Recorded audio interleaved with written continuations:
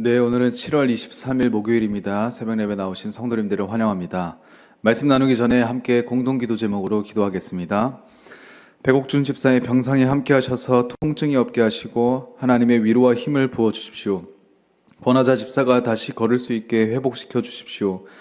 김시희 집사의 건강을 회복시켜 주시고 데이빗 박 형제의 건강이 회복되게 해 주십시오. 2026년 여름 단기 선교를 축복해 주십시오. 나의 모든 가족이 예수님 믿고 구원받게 해주십시오. 예수님의 이름으로 기도합니다. 아멘. 오늘 본문의 말씀은 에스겔서 29장 1절에서 16절까지 말씀입니다. 내가 의지하는 나의 강은 내 것이 아닙니다. 라는 제목으로 말씀 나누겠습니다. 사랑하는 성도 여러분, 우리는 크고 작은 위기를 만날 때 가장 먼저 어디를 바라보고 있습니까? 내 삶에 거센 풍랑이 일고 당장 내 힘으로 해결할 수 없는 거대한 장벽이 가로막을 때 우리의 고개는 본능적으로 어디를 향해 돌아가고 있습니까? 오늘 본문은 역사상 가장 강력했던 제국 중에 하나였던 애굽을 향한 하나님의 준엄한 심판의 메시지를 담고 있습니다. 그러나 이 메시지를 깊이 들여다보면 이 말씀은 단지 이방 나라인 애굽만을 위한 것이 아니라 이 애굽이라고 생각하는 거대한 세상을 힘을 바라보며 하나님 대신 그들을 의지하려고 했던 하나님의 백성들, 바로 저와 여러분들을 향한 강력한 사랑의 권고이자 영적인 선언으로 받아들일 수 있을 것입니다.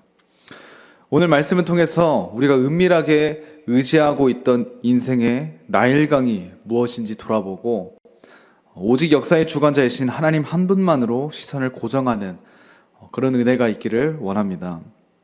먼저 첫 번째입니다. 내 힘으로 일군 번영이라고 생각하는 착각, 즉 교만의 죄를 다루고 있습니다. 오늘 본문 3절을 함께 보시면 하나님은 애굽의 왕 바로를 향해서 이렇게 말씀하십니다. 너는 자기의 강들 중에 누운 큰 악어라. 스스로 이르기를 이 강은 내 것이라. 내가 나를 위하여 만들었다 하는도다. 고대 애굽인들에게 나일강은 생명의 강줄기와 같았습니다. 매년 정기적으로 범람하는 시기가 있었고 그 범람에 의해서 척박했던 땅들이 다시금 풍요로워지고 비옥하게 만들어 줍니다. 그곳에 씨만 뿌리면 자연스럽게 많은 수확을 거둘 수 있는 풍요의 원천이 바로 나일강이었습니다. 주변 나라들이 가뭄으로 인해서 허덕이고 있을 때 애굽만큼은 풍족한 삶을 보내고 있습니다. 그러자 애굽의 왕 바로는 착각에 빠졌습니다. 이 거대한 천연 자원과 번영이 마치 자기의 능력으로 만들어낸 사유재산인 양 소리치고 다녔습니다. 이 강은 내 것이다. 내가 나를 위하여서 만들었다. 라고 말입니다. 히브리어 원어의 뉘앙스를 살려서 이 본문을 읽으면 내가 나 스스로 창조했다라는 뜻을 내포하고 있습니다. 인간이 누리고 있는 그런 번영이 극에 달하면은 결국 자신이 하나님의 자리에 앉겠다라는 그런 자아숭배, 즉 교만의 질병에 빠지게 됩니다. 저희들이 이전에 살펴보았던 두로와 시돈과 동일한 모습의 그런 양상을 보이고 있습니다. 바로 이러한 바로의 모습이 혹시 우리의 모습이 아닌지 되돌아보길 원합니다. 주님이 건강을 주시고 물질을 주시고 가정을 주시고 일터를 주셔서 남부럽지 않는 어떤 자신만의 나일강의 풍요를 누리게 하셨을 때 우리 은연 중에 이런 생각을 하고 있지 않는지 생각해 보기를 원합니다. 이건 내 힘으로 일군 거다. 내가 밤낮으로 노력해서 여태까지 쌓아 올린 거다. 이 나일강은 바로 내 것이다. 라는 것과 같은 생각 말입니다. 하나님은 이 소유권의 착각을 싫어하십니다. 그래서 4절과 5절에 어떻게 하십니까? 강들 사이에 누워 요새라고 자부했던 그 큰 악어의 아가리의 갈고리를 깨서 그가 자랑하던 나일강 밖으로 끄집어내셔 거친 들판 광야에 던져버리시겠다고 선언합니다. 나일강의 주변에 있었던 이집트의 문화에서 미라를 하는 그런 풍습이 있지 않습니까? 여기서 이 큰 갈고리로 그들을 빼서 광야에 던지시겠다는 말이 이 미라 풍습을 갖고 있는 애굽의 문화에서 어떻게 보면 큰 수치와 모욕의 모습이라고 합니다.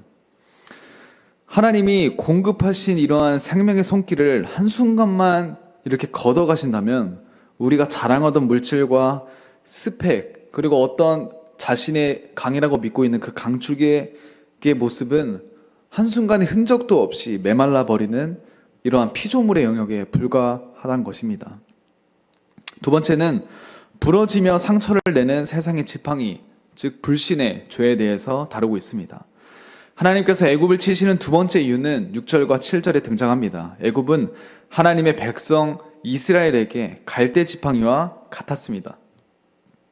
이스라엘은 바벨론이라는 거대한 위협 속에서 눈에 보이지 않는 하나님을 먼저 의지하는 게 아니라 눈에 보이고 든든해 보이는 이런 애굽을 먼저 의지했습니다. 애굽 역시 이스라엘에게 자신이 지원해주고 막아주겠다고 호언장담하기도 했습니다.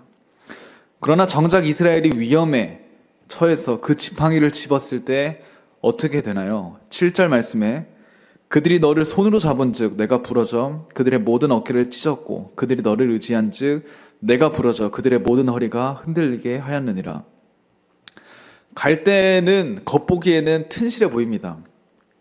겉보기에는 단단해 보이고 힘이 있어 보입니다. 그렇지만 힘을 주어 짚는 순간에 그것이 갈라지면서 날카로운 가시가 되어 그 집은 사람을 피해를 입힙니다.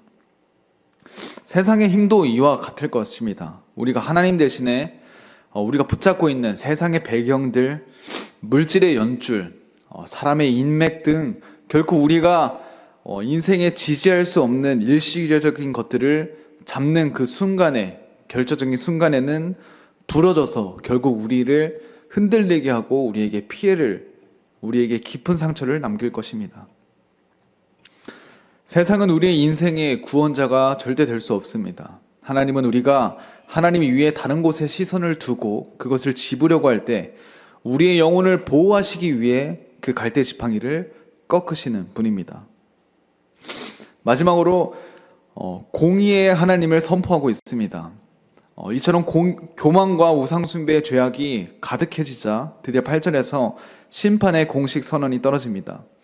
그러므로 주 여호와께서 이같이 말씀하셨느니라 내가 칼이 내게 임하여 내게서 사람과 짐승을 끊을 것인즉. 히브리어 원어 성경에서는 이 대목 앞에 라켄이라는 단어가 등장합니다. 즉 그러므로 라는 강력한 단어로 포문을 열고 있습니다. 하나님의 심판은 감정적인 그런 보복이 아닙니다. 철저한 하나님의 공의에 의한 집행을 보여주고 있습니다. 하나님은 10절에서 애굽의 가장 북쪽 국경인 믹돌에서부터 가장 남쪽 끝인 수에네와 구스 지경까지 단 한 평의 땅 이외에도 없이 철저한 황무지와 폐허로 만드시겠다고 선포합니다. 그리고 11절과 12절을 보면 사람의 발도 짐승의 발도 지나다니지 않는 어떻게 보면 완벽한 정막함의 상태로 무려 40년 동안 이어지게 할 거다라고 말합니다. 번잡하고 화려했던 제국의 소음들이 일순간에 영적인 정적으로 바뀌는 순간입니다. 이러한 나라를 하나님께서는 낮은 나라로 회복하시고 우상들을 거두시는 은혜를 보여주십니다. 그러나 하나님의 핑계는 이렇듯 철저한 파멸만을 목적으로 하고 있지 않습니다. 13절과 14절을 보시면 40년 기한이 차자 하나님은 뜻밖의 자비를 애굽에게 베푸십니다. 흩어진 애굽인들을 다시 모으시고 그들을 고토라는 지역으로 다시 돌려보내십니다. 그런데 놀라운 건 그 회복된 애굽이 과거의 모습과 같지 않다는 점입니다. 14절 하반물에 거기서 그들이 낮은 나라가 될 것이라. 15절에서는 나라들 중에 지극히 낮은 나라가 되어 다시는 스스로 높이지 못하리니 라고 쐐기를 박으십니다.